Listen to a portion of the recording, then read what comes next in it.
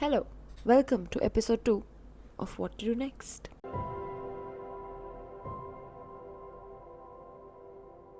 I have a question. क्या आपको याद है आप बचपन में कैसे हुआ करते थे? Every time I think of my childhood, I remember dancing. A lot of dancing. पढ़ाई वढ़ाई में कुछ खास इंटरेस्ट था नहीं मुझे, but dancing was my love. It was the only thing that I loved going to school for.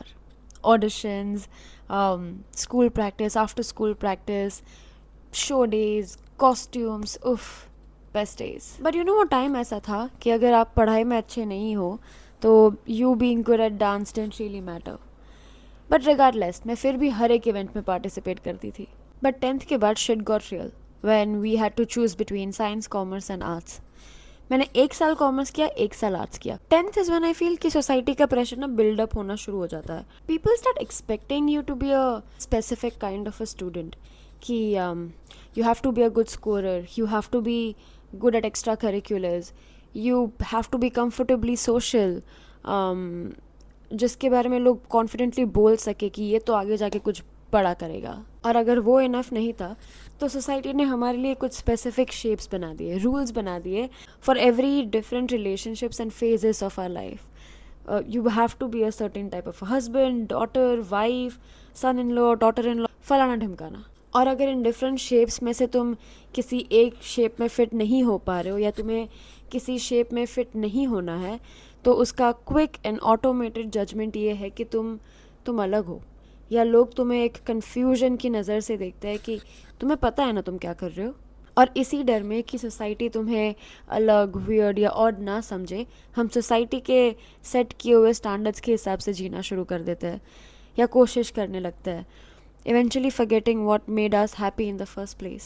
I wonder कैसी होती हमारी life if all of us had the capability to look for different directions in life, one with different rules or no set standards. What if everyone had the freedom to bloom in their own ways without fearing judgment and disappointing anyone?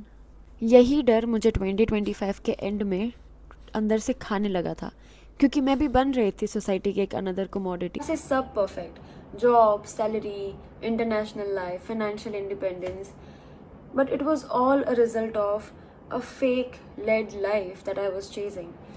It was a result of chasing a life that I was taught was the right thing to do, instead of questioning if the taught thing was really the right thing for myself. मुझे एहसास हो गया था that I was on autopilot. इस डर में कि मैं पीछे ना छूट जाऊं, मैंने अपने आप को ही पीछे छोड़ दिया था. फिर एक बहुत अमेजिंग इंसान ने मुझे बोला कि Mahak, we are always figuring it out, और फिर ये वीडियो भेज दिया.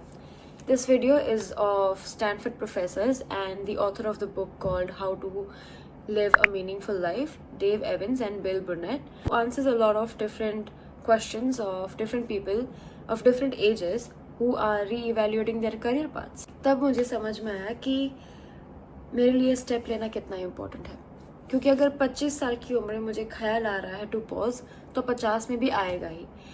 सो I just need to follow my heart today. और मुझे 50 की उम्र में रिग्रेट नहीं करना था कि शिट यार, 25 साल की उम्र में जब वो ख्याल आया था, I should have just taken it.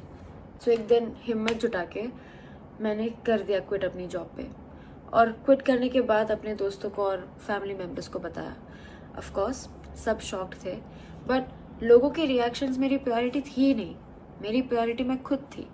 डर लगा था, बट दिल में कहीं ना कहीं पता था कि ये सही डिसीजन है. एंड नाउ सी, ये तो एक स्क्रिप्ट है, इट्स अ 3 to 4 मिनट का video, it's a TLDR thing. But जब रियल में हो रहा था, जब रियल टाइम में ये सब हो रहा था, तब फटी तो बहुत थी मेरी. Every action has its consequences. मेरे भी एक्शन के थे जो मैं अगली वीडियो में बताऊंगी. But the closing thought is कि मैं 25 की हूँ. 25 बहुत छोटी उम्र होती है, राइट? एंड आगे जाके मैं ज़िंदगी में वापस ऑटो पायलट में जाऊँगी. बट ज़रूरी है कि मैं आज हिम्मत जुटाऊँ ताकि मैं तब अपने आप को उस सिचुएशन से बाहर निकल पाऊँ. ज़रूरी है कि खुद की ज़िंदगी की कहानी हम खुद लिखें, और we'll find out how my story pans out in the next videos of this beautiful journey. So see you. अगर आपका फर्स्ट थॉट मुझे देख के अभी ये है कि मैं ऐसे क्यों लग रही हूँ, इट्स बिकॉज अभी रात के 3 बज रहा है और मैं 3 बजे ये वीडियो शूट कर रही हूँ. Because you know some thoughts वो रात के सन्नाटे में ही बाहर आते हैं.